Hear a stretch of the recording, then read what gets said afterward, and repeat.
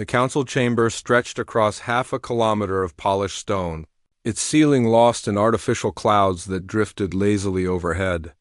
Representatives from 47 species sat in their designated sections, some breathing oxygen, others methane, each protected by their own atmospheric shields. At the center podium stood Ambassador G1, her dark suit crisp and professional. Her face calm despite the chaos erupting around her. "The answer is no," rumbled the Velthari High Commander, his scales gleaming under the chamber lights. He was massive, nearly 3 meters tall, with eyes like molten gold and teeth that could crush steel. "Your species has 30 days to evacuate the 12 colonies. This is not a negotiation." One kept her voice steady. "Those colonies house 17 million human beings. They've been our homes for over 60 years. We built them from nothing, on worlds you abandoned as worthless." "Worthless, then. Valuable now." The Velthari commander flicked his tail in dismissal. "We have decided to reclaim that sector. Your presence is ... inconvenient." Around the chamber, other species watched in silence. Some looked sympathetic. Most looked away. This was how things worked in the galactic order. The elder races took what they wanted. The younger races learned their place. Jawan looked to the council arbiter, an ancient being whose species had been traveling between stars when humans still lived in caves. "Surely the treaties protect our territorial rights?" The arbiter's voice came through translators as a soft whisper. "The treaties are complex. The Velthari claim historical precedent. The matter requires study." "Study," Jawan repeated. She understood perfectly. The council would study and debate while the Velthari took what they wanted. It had happened before to other young species. How long will this study take? These matters cannot be rushed. Perhaps 10 years? 20? In the observation gallery above, Commander Hyun Woo watched the proceedings with cold eyes.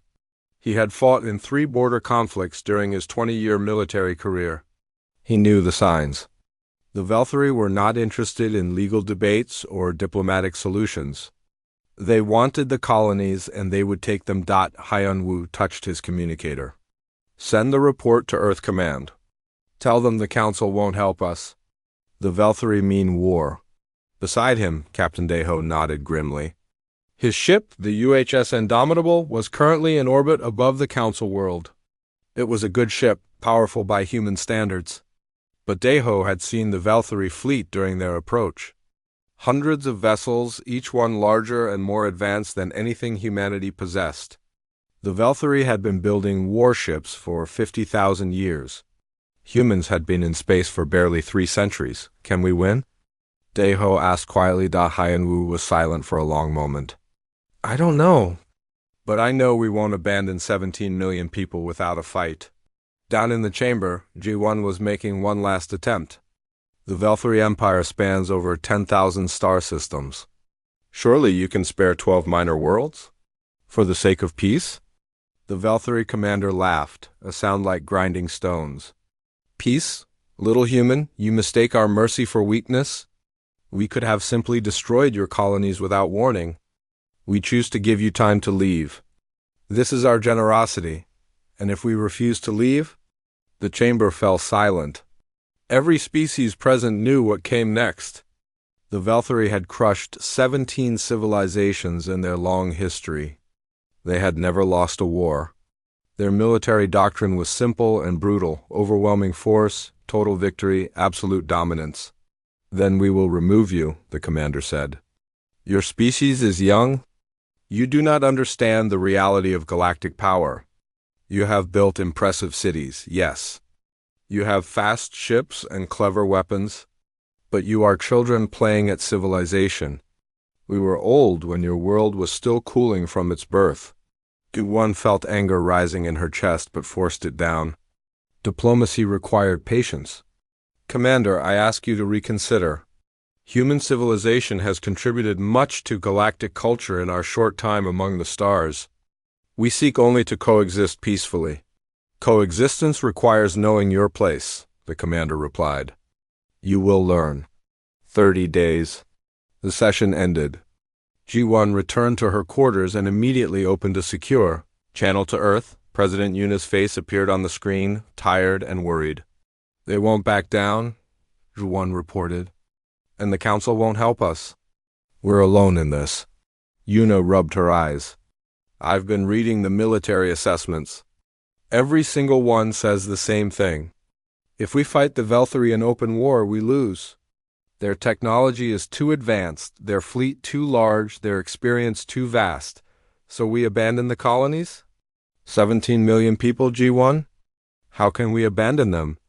But how can we save them? Yuna's voice cracked slightly. I've been president for 6 years. I've made hard decisions, but this? How do I choose between surrender and suicide? In her office on the colony world of New Pyongyang, Dr. Yumi was examining ancient ruins when she heard the news. She was an archaeologist specializing in dead civilizations. She had studied 17 different species that had risen to greatness and fallen to dust.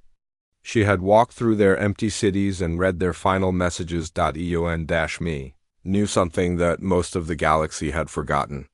She had found the records hidden in ruins across a dozen worlds.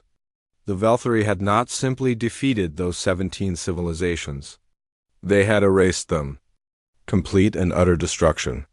No survivors, no prisoners, no mercy. She opened a file containing her latest research. Images of burning worlds, transcripts of final desperate transmissions, archaeological evidence of systematic annihilation. The Velthari did not conquer. They exterminated. EUN-me sent her findings to Earth. Command with a simple message attached. This is what happens to species that resist the Velthari. This is what they plan for us if we fight. On Earth, Admiral Taeyang read the report in his office overlooking the Pacific Ocean. He was 70 years old, a veteran of humanity's expansion into space. He had fought pirates and border raiders. He had negotiated with alien merchants and explorers. But he had never faced anything like this. Taeyang pulled up tactical displays showing human military assets. 50 capital ships, 300 cruisers, 1,000 smaller vessels, ground forces numbering in the millions. Advanced weapons, skilled personnel, strong defensive positions against the Velthari, it was nothing. They would come with thousands of ships. They would bombard from orbit until nothing remained. And the galaxy would watch and do nothing. But as Taeyang studied the data, he noticed something. Human technology was newer, more innovative. Human tactics were flexible, adaptive. Humans had an advantage the ancient Velthari might not expect: desperation.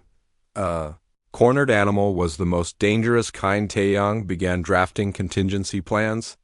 If war came, humanity would not fight a conventional war. They could not win that way. But perhaps there was another way. A human way, the 30-day countdown had begun. 20-3 days remained when the Velthari decided that 30 was too generous. Lieutenant Haewon was supervising the morning shift at New Pyongyang's orbital monitoring station when the sensors lit up like a festival display. She stared at the readings, her breath catching in her throat. 47 Velthari warships had just dropped out of faster-than-light travel at the edge of the system. "Get me planetary defense," she snapped to her communications officer. Now, the response came within seconds. "Defense Command here." "We see them, Lieutenant. All batteries are powering up." Hey, one knew it was useless. New Pyongyang had 12 orbital defense platforms and a garrison of 30,000 troops. Against 47 Velthari warships, they might as well throw rocks. The enemy fleet moved with terrible precision, spreading into attack formation as they advanced. Hey, one opened a channel to the surface to her wife Minna and their 2 daughters. The connection was poor, filled with static. "Min, Can you hear me?" "Hey, one. The news is saying the Velthari are here." "Is it true?" "Yes, listen to me carefully. Take the girls to the emergency shelters right now. Don't wait, don't pack anything. Just go." She could hear the fear in her wife's voice. "How bad is it?" Before Haewon could answer, the Velthari opened fire. The first orbital platform exploded in a sphere of white light. Then the second. Then the third. Defense Command launched every missile they had, thousands of warheads streaking toward the enemy fleet. The Velthary point defense systems swatted them away like insects. Within 10 minutes, all 12 platforms were gone. The Velthary fleet moved into high orbit and began bombardment.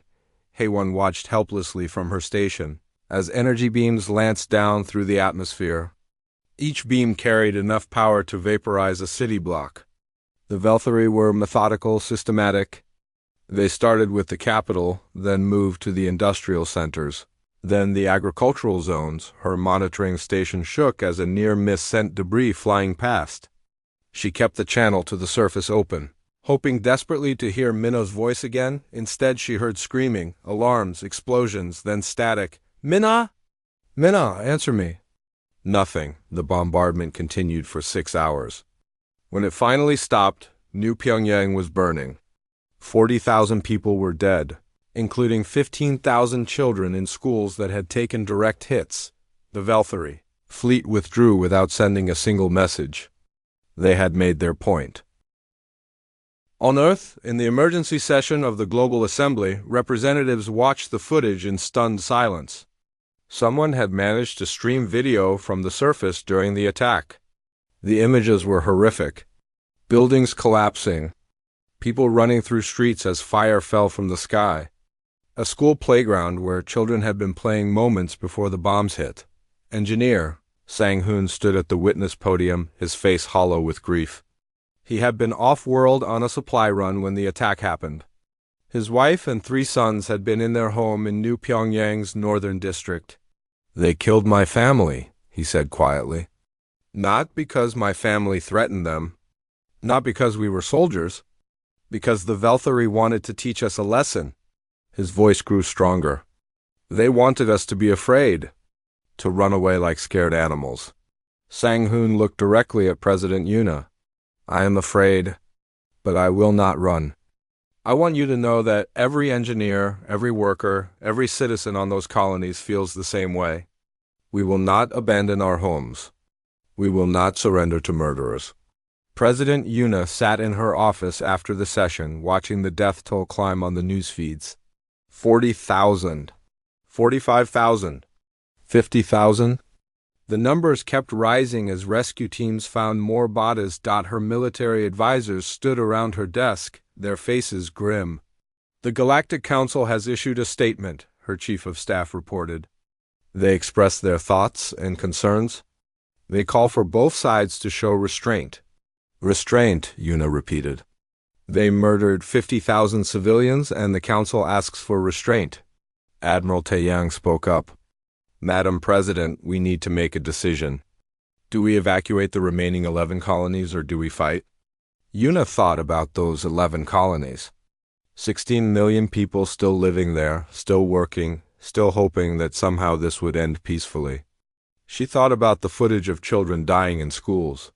She thought about Sang-hoon's empty eyes. "If we fight, what are our chances?"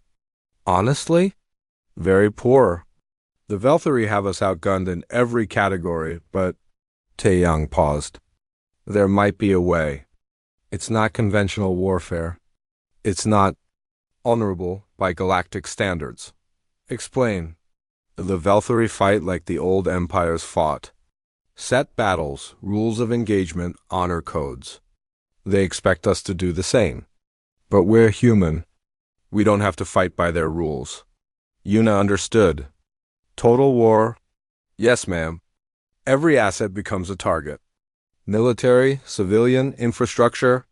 We fight to win, not to look good doing it. We use every weapon, every tactic, no matter how dirty." Around the room, the other advisors shifted uncomfortably. What Taeyang was suggesting violated most galactic conventions. It would make humanity pariahs in the eyes of many species. Yoona stood and walked to the window. Outside, crowds had gathered in the streets, holding candles for the dead of New Pyongyang. She saw parents holding their children close, their faces twisted with fear and anger. She made her decision. "Record this," she told her staff, the cameras activated. Yoona took a deep breath and began speaking to her species. "My fellow humans, today the Velthary Empire murdered 50,000 of our people. They killed civilians, including 15,000 children. They did this to frighten us, to force us to abandon our homes and run away. The Galactic Council offers thoughts and concerns but no action. We are alone in this. And so I say to the Valkyrie Empire, you wanted to teach us our place. Instead, you have reminded us who we are. Humanity has survived ice ages and plagues. We have endured wars and disasters. We have climbed from the dirt to the stars through determination and sacrifice. We do not break easily. We do not surrender when threatened. And we do not forget those who harm our children. The 11 remaining colonies will not be evacuated. Every human in those systems has chosen to stay and defend their homes, and we will stand with them. To the Valkyrie I say this, you have started something you cannot stop. You have awakened something you do not understand. You wanted to show us your power. Now we will show you ours. Yuna looked directly into the camera, her eyes hard. Admiral Taeyang has full authorization to respond to this attack with every resource at our disposal. No restrictions. No limits. You killed our children to prove your strength. We will show you what happens when you push humanity too far. The broadcast ended. Within hours, Earth's industrial sectors began shifting to war production. Every shipyard, every factory, every research facility received new orders: build weapons, build ships, build everything needed to fight total war. Admiral Taeyang gathered his fleet commanders for final briefings. The Valkyrie expect us to defend our colonies and wait for them to attack. We will not do that. We are going to take the fight to them. We are going to hurt them in ways they cannot imagine.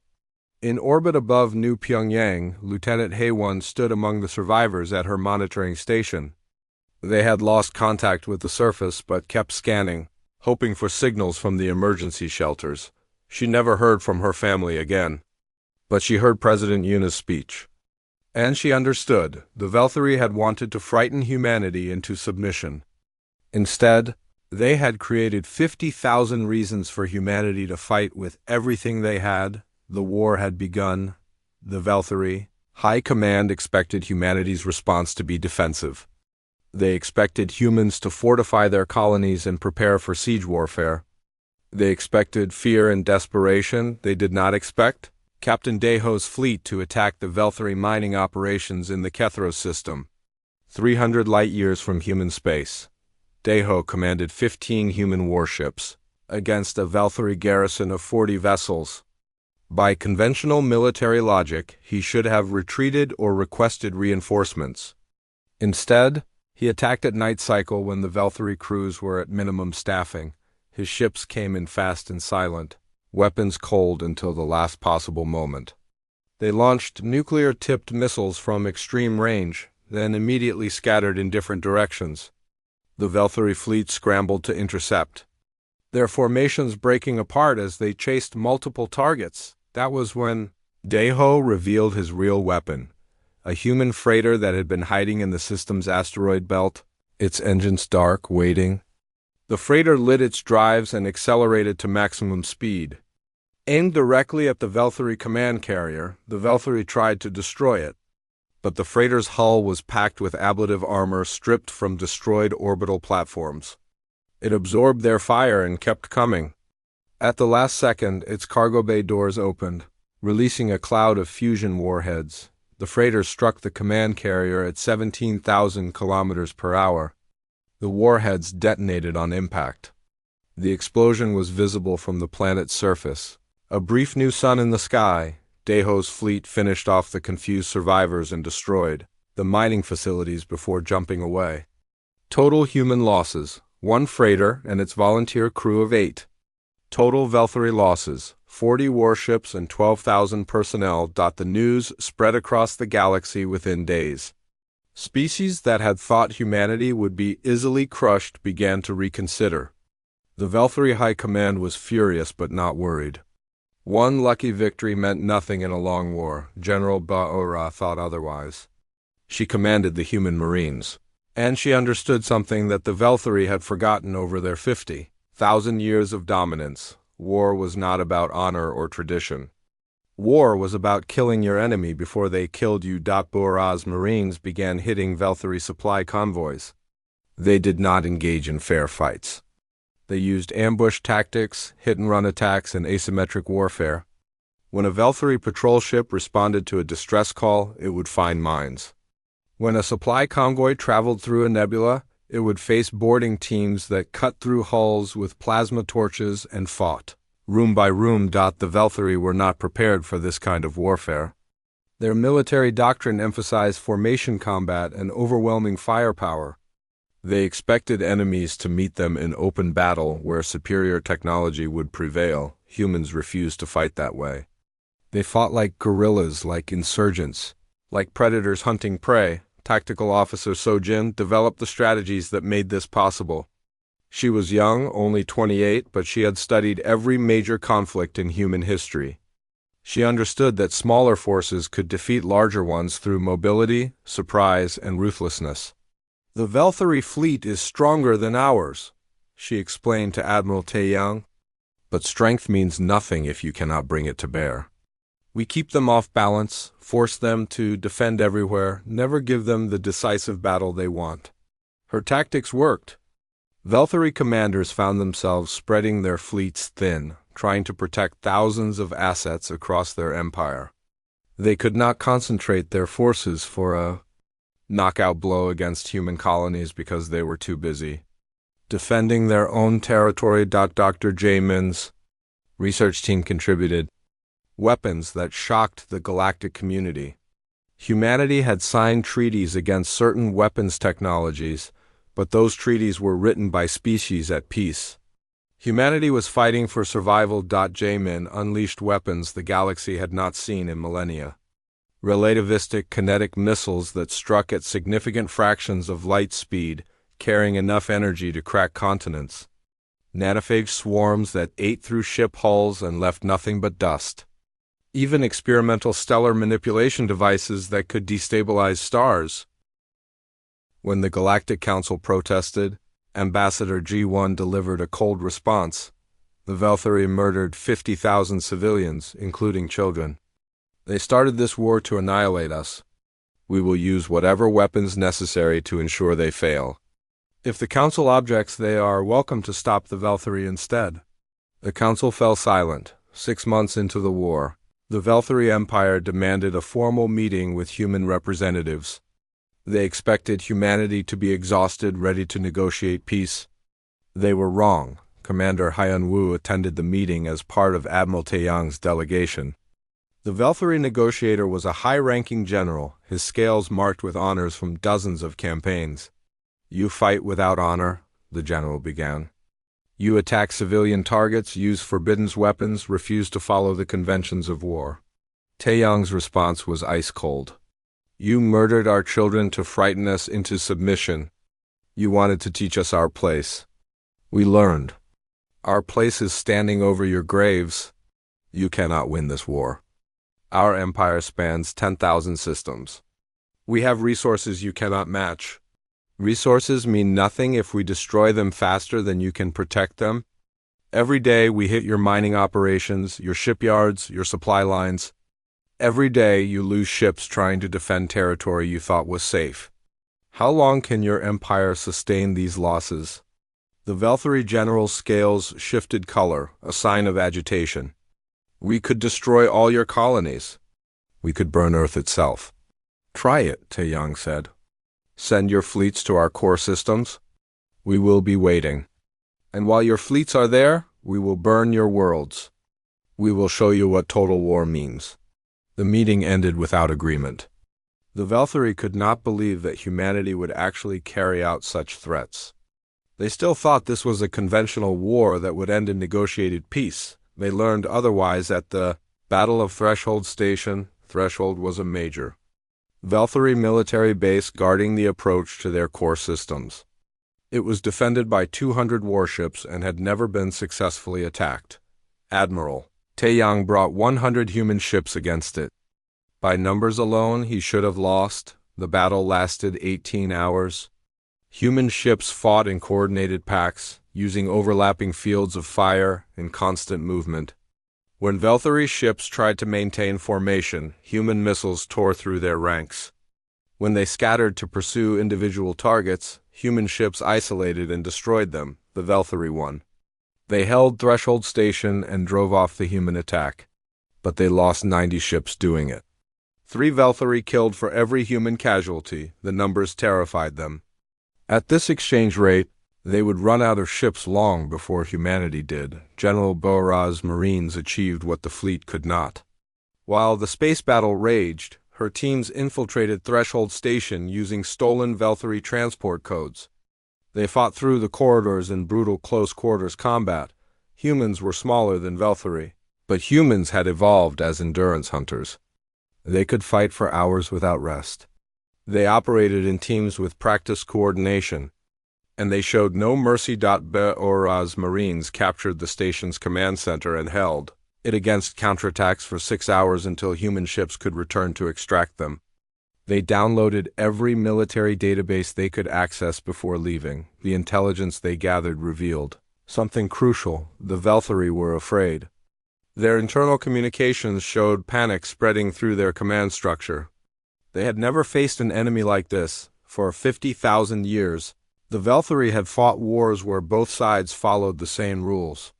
Battles happened in designated zones. Civilians were mostly spared. Defeated enemies surrendered and paid tribute. Humanity followed no such rules. Humans fought to win, and they defined winning as the complete destruction of their enemy's ability to make war. The galaxy watched in growing horror as human forces pushed deeper into Velthari space. Other species began withdrawing their support from the Velthari Empire. No one wanted to be associated with the losing side when humanity finally won, because everyone now understood humanity was going to win, not through superior technology or numbers, but through sheer determination and willingness to pay any price for victory. The Velthari had wanted to teach humanity a lesson about power. Instead, they were learning what happened when you forced humans to fight for their survival. 12 months into the war, the Velthari Empire sent an official peace delegation to Earth. President Yuna received them in the Global Assembly Building, the same chamber where engineer Sang-hoon had testified about losing his family. The Velthari delegates wore formal diplomatic robes instead of military armor. Their leader, a diplomat named Velker, seemed almost humble as he spoke. President Yuna, we come with an offer of peace. The Velthari Empire recognizes human sovereignty over all currently held territories. We will pay reparations for New Pyongyang. We ask only for a ceasefire and the restoration of normal relations. Around the chamber, human representatives sat in silence. Many had lost family members in the war. Some had fought on the front lines themselves. All of them remembered the footage of children dying under Velthari bombardment. Yuna studied the peace offer document on her display. It was generous by any reasonable standard. Humanity would gain everything they had fought for. The war could end. No, she said quietly. Velker's scales rippled with confusion. President Yuna, perhaps I did not explain clearly. We are offering full recognition of your territorial claims. We will withdraw all military forces from disputed zones. What more do you want? Yuna stood and walked to face the Velthari delegation directly. You murdered 50,000 of my people to teach us a lesson about power. You started this war believing you could frighten us into submission. Now you want peace because we are hurting you. I understand perfectly. My answer is still no. Then what are your terms? Unconditional surrender. Complete demilitarization of your empire. War crimes trials for every commander involved in the New Pyongyang attack. Occupation and monitoring of your worlds to ensure you never threaten anyone again. The chamber erupted. Even some human representatives looked shocked. Those were not peace terms. Those were terms of total victory. Velker's voice shook. You cannot be serious. The Velthari Empire has existed for 50,000 years. We will never accept such humiliation. Then the war continues, Yuna said flatly. And let me be clear about something. We are not fighting for territory anymore. We are not fighting for security. We are fighting to make absolutely certain that you can never hurt anyone's children again. Not human children. Not anyone's children? The Velthari delegation left Earth furious and frightened. They reported to their high command that humanity would accept nothing less than total victory. The Velthari leadership made a decision: if humanity wanted total war, they would get it. They began mobilizing reserves from across their empire, calling up ships that had been mothballed for centuries, activating defense systems that had not been used in millennia. It was too late. Humanity had spent the past year not just fighting battles but preparing for this moment. Commander Hianwu led the black operations teams that had infiltrated Velthari core systems. These were not military strikes. These were terror campaigns designed to break enemy morale. Hianwu's teams sabotaged power grids, contaminated water supplies, destroyed communication networks. They did not kill civilians directly, but they made life on Velthari worlds miserable. Food shipments went missing. Medical supplies disappeared. Nothing worked properly anymore. The Velthari population, accustomed to 50,000 years of peace and prosperity within their empire, began to panic. They demanded their government end the war. Protests erupted on dozens of worlds. Intelligence Director Minesio coordinated the psychological warfare campaign. Her teams broadcast footage from New Pyongyang directly to Velthari civilians. Not propaganda, just raw footage. Children running from falling bombs. Parents searching through rubble for their families. The final transmission from Lieutenant Haewon. As our station was destroyed, the message was simple: this is what your empire did. This is what your leaders chose. Many Velthari were horrified.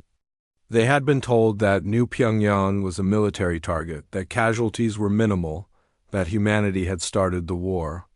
Now they saw the truth. The Galactic Council attempted to intervene. They sent a delegation to Earth, demanding that humanity accept the Velthari, peace offer and warning of consequences if the war continued. Ambassador G1, who had once pleaded with the Council for help, now showed them the same contempt they had shown humanity. Where was the Council when the Velthari murdered our children? She asked coldly. Where was the Council when we begged for intervention? You sat in your chambers and did nothing. Now you demand we show mercy to our attackers? We withdraw from all galactic treaties effective immediately. We will fight this war according to our own judgment. The Council representatives tried to protest, but G1 cut them off. Humanity is done asking permission from species that abandoned us. We will handle the Velthari ourselves.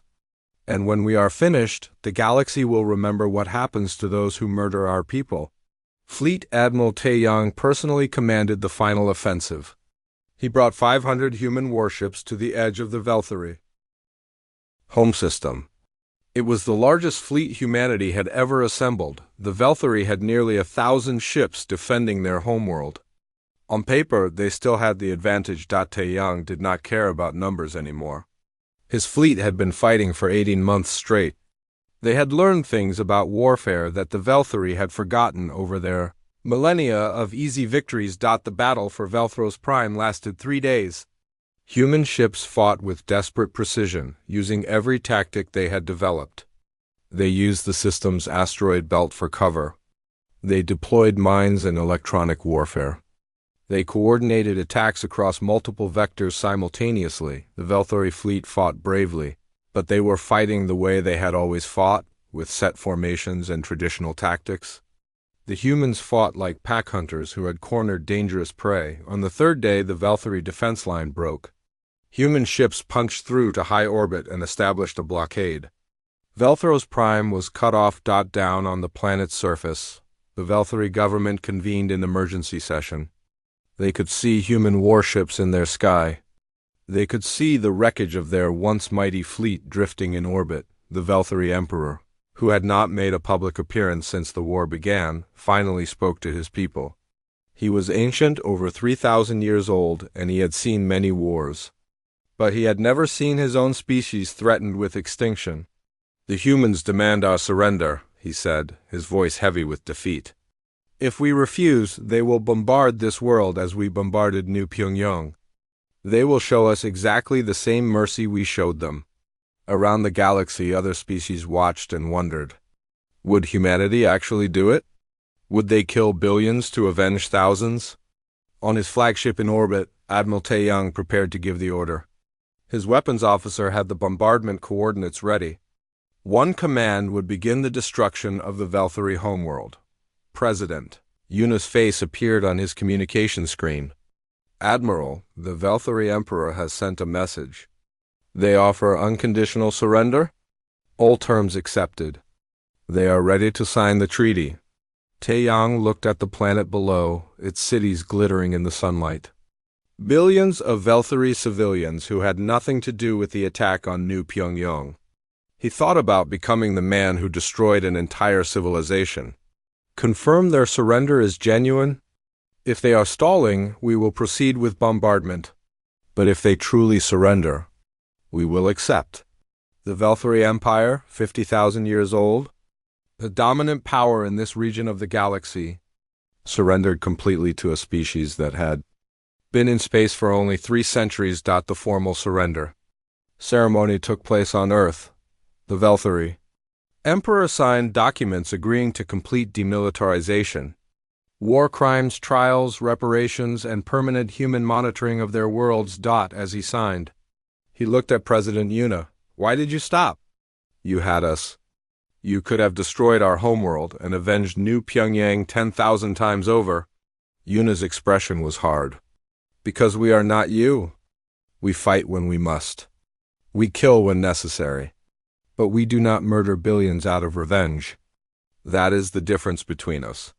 The Emperor's scales shifted color. Then why demand such harsh terms?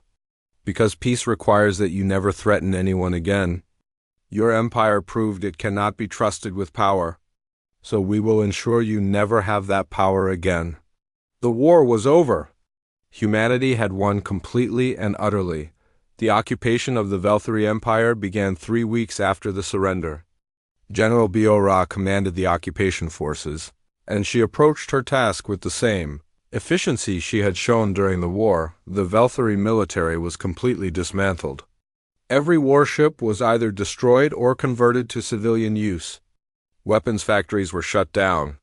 Military academies were closed. The once mighty empire that had conquered 17 civilizations could barely defend itself against pirates, but Biora did something unexpected.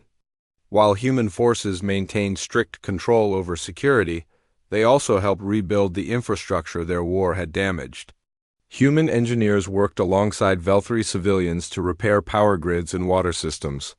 Human medical teams provided aid to civilian populations affected by the fighting on the colony world of Rithkaz. Biora met with local Velthari leaders who were organizing reconstruction efforts. They were nervous, expecting harsh treatment from their conquerors. Instead, Biora offered resources. Your power plant was damaged during the siege. We have the equipment to repair it. Your hospital needs supplies? We can provide them. The local governor stared at her in confusion. Why would you help us? We are your enemies. The war is over, Biora said simply. You surrendered. You accepted our terms? Now we all have to live together in this galaxy. That works better if your people have power and medicine.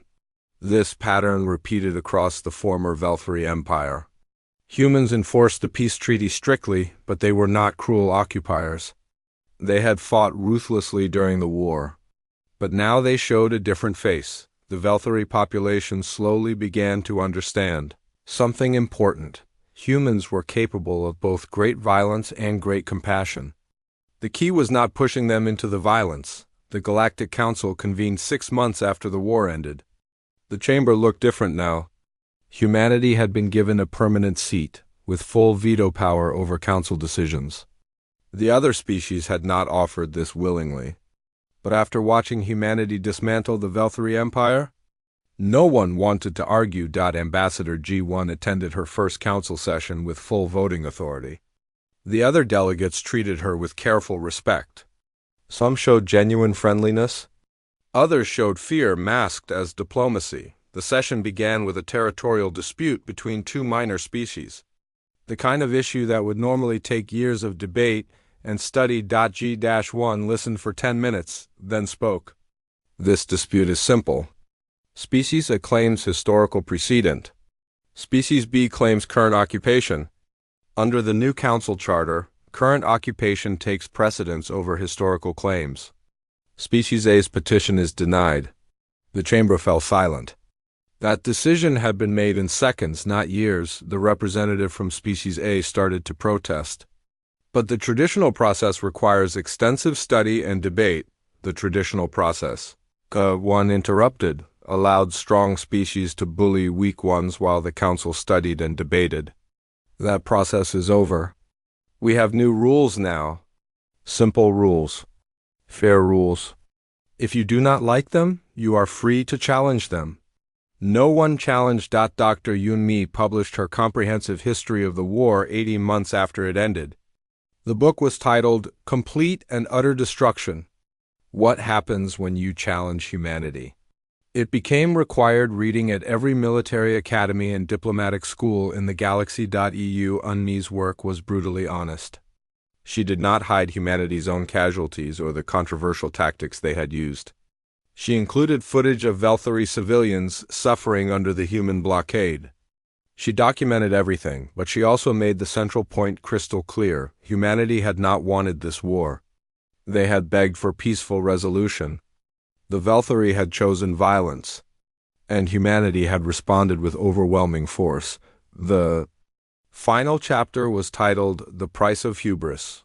It listed every civilization the Velthari had destroyed over their 50,000-year history and compared that to humanity's treatment of them after victory. We could have done to them what they did to 17 other species, Yumi wrote. We could have burned their worlds and erased them from history. We chose not to. Not because we lacked the power, but because we remembered our own humanity even in the midst of total war. Young Officer Zhuan had been a teenager when the war started. His parents had died at New Pyongyang. He had lied about his age to enlist and had fought in the final assault on Velthros Prime. Now, 3 years after the war's end, he stood on a Velthari world as part of the peacekeeping force. He watched Velthari children playing in a park that human engineers had built. Their parents watched the human soldiers warily, but the children did not seem afraid. One young Velthari approached Juwon cautiously. "Are you really human?" the child asked in broken human language. "Yes," Juwon replied in equally broken Velthari. "My teacher says humans are dangerous." Juwon considered that. "Your teacher is right. Humans can be very dangerous, but only to those who hurt us first." The child thought about this, then ran back to play with friends. Juwon watched and thought about his parents. They would never see this peace. They had died in the attack that started the war, but maybe their deaths had accomplished something. Maybe the galaxy would think twice before attacking anyone's children again. 50 years after the war, a memorial was built at New Pyongyang. The colony had been completely rebuilt, larger and more beautiful than before. But the memorial stood at the center of the capital, ensuring no one would forget. Ambassador Ji-won attended the dedication ceremony. She was elderly now, in her 90s, but she insisted on making the speech herself. "We stand here today to remember 50,000 people who died because one empire thought it could frighten humanity into submission," she began. "They were wrong. You cannot frighten us. You can only make us angry." The memorial listed every name. Every human who had died at New Pyongyang, and every Velthari who had died in the war that followed. Millions of names carved in stone. This memorial has two purposes," Juwon continued. "First, to remember our dead and honor their sacrifice. Second, to remind the galaxy what happens when you push humanity too far." She gestured to the crowd, which included humans and many alien species, even some Velthari. "For 50 years, we have had peace. Real peace, not the false peace where strong species dominate weak ones. This peace exists because everyone remembers this war. They remember that humanity will not start fights, but we will finish them. They remember that we fight with everything we have. And they remember that when we win, we show mercy to the defeated. This combination, ruthlessness in war and compassion in peace, This is what makes humanity different. This is why the galaxy fears us but also respects us. In the crowd, a young Velthari historian named Kef listened carefully. He had been born after the war, had grown up in the human-monitored Velthari territories. He was writing his dissertation on the war and its aftermath. What fascinated Kef was how completely the war had changed galactic politics. Before the war, the elder species had dominated through age and tradition. After the war, power came from strength tempered with wisdom. Humanity had proven they possessed both. They were strong enough to destroy the Velthari Empire completely, wise enough to rebuild it instead. The ceremony ended with a moment of silence for all the dead.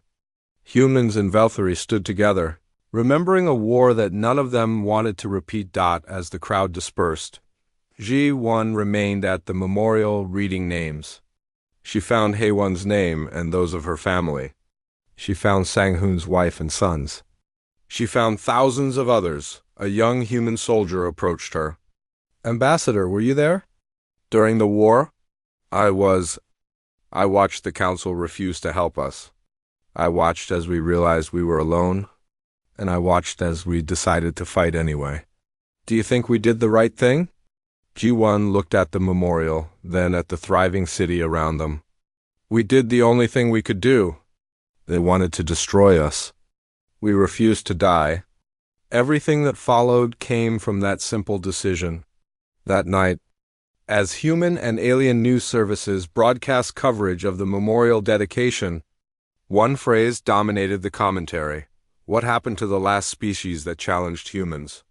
The answer was known across the galaxy: complete and utter destruction of their military power, complete and utter transformation of galactic politics, complete and utter proof that humanity could not be threatened into submission. And underlying it all, complete and utter certainty that if you harmed humanity's children, you would face consequences beyond anything you could imagine. 50 years of peace followed, not because species loved each other, but because they all understood the lesson the Velthari had learned the hard way: never push humanity into a corner.